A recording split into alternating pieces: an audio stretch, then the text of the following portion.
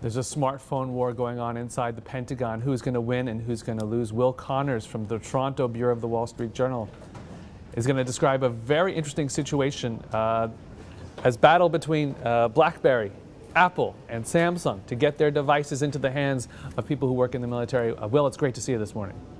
Morning.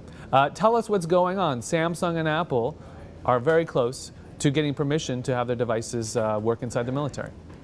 Right. The Department of Defense has for years been the domain only of BlackBerries, but recently both of those companies, Samsung and Apple, have been trying harder to get their devices to pass muster with the security folks at the DoD, and it looks like they're as close as they've ever been.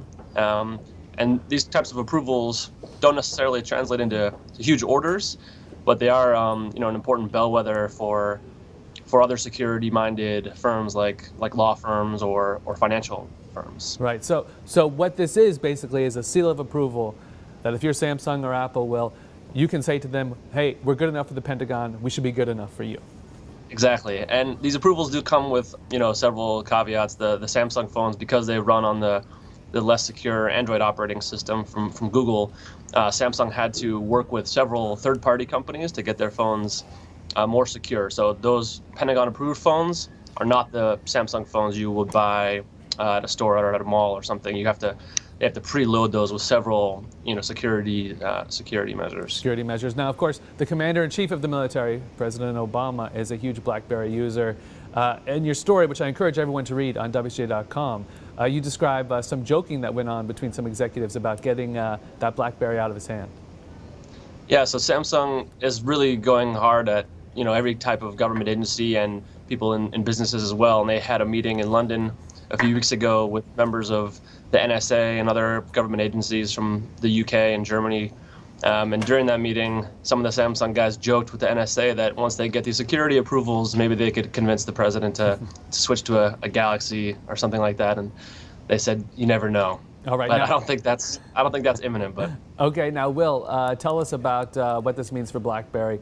Obviously struggled for quite some time. Had a new product launch, seemed to be doing relatively okay. But does the incursion of these other companies in the Pentagon and beyond spell some bad trouble here for BlackBerry? Right. I mean, the Pentagon moves a bit more slowly, obviously, than the regular market. So I think this is just a reflection of what's been happening for BlackBerry in the broader market over the last 2-3 years.